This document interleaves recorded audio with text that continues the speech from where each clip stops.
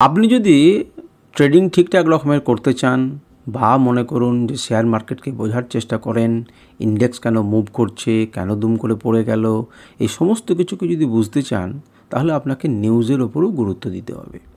এবং বিভিন্ন ধরনের বড় বড় গুরুত্বপূর্ণ নিউজ আছে, সেইগুলো সম্পর্কে পড়াশুনো করুন। এদের মধ্য থেকে একটি গুরুত্বপূর্ণ নিউজ হচ্ছে বা ঘটনা হচ্ছে বা ইনসিডেন্ট হচ্ছে আরবিআইয়ের রেপো রেট।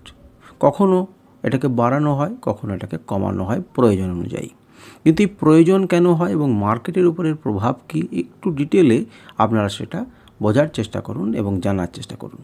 আজকেই যেমন কি ঘটনা ঘটেছে, রেপো রেট কিন্তু কমিয়েছে, 6.5 থেকে 6.25% করেছে, যেটা মোটামুটিভাবে মার্কেটের যে সমস্ত গবেষকরা রয়েছেন বা আন্দাজ করা হচ্ছিল যে 25% অর্থাৎ 0.25 কিন্তু কমাতে পারে, সেই রকমই রেজাল্ট এসছে। সাধারণত যখন রেপো রেট কমানো হয় তখন মার্কেটে আরও বেশি টাকা আসে বা ব্যয় করার সামর্থ্য বাড়ে মানুষদের। আমি ডিটেলে যাচ্ছি না সেখানে। তো তখন মার্কেট কিন্তু একটু বুস্ট আপ হয়, অর্থাৎ একটুখানি বাড়ে। কিন্তু বাড়ে, এটা কিন্তু সর্বদা যে নয় সেটা আজকেই দেখলেন। খুব বেশি যে মার্কেটকে এক্সাইট করেছে, মার্কেটকে খুব বেশি যে পাম্প করেছে তা কিন্তু নয়। মার্কেট কিন্তু একটুখানি নিরাশই হয়েছে, হয়তো তার আরও বেশি রেট কাটের একটা আশা থাকতে পারে বা অন্যান্য ফ্যাক্টরগুলো আছে, সেগুলোকে নিয়ে আমরা এখন আলোচনা করছি না।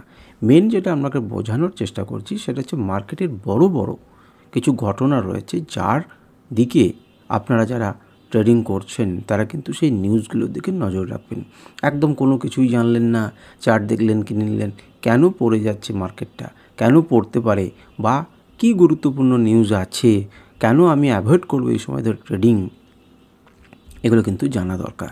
আপনারা রেপো রেট নিয়ে পড়াশুনো করুন, বোঝার চেষ্টা করুন যে আরবিআই রেপো রেট কী, মার্কেটের ওপরই বা তার কী প্রভাব কী, এগুলো আপনারা নিজের একটু জানার চেষ্টা করুন। আর যদি মনে হয় যে আমার কাছ থেকে শুনবেন তাহলে কমেন্ট করুন যে আমরা জানতে চাই, বড় ভিডিও চাই। যদি আপনাদের আগ্রহ থাকে তাহলে আমি এই নিয়ে ভবিষ্যৎ আলোচনা করব।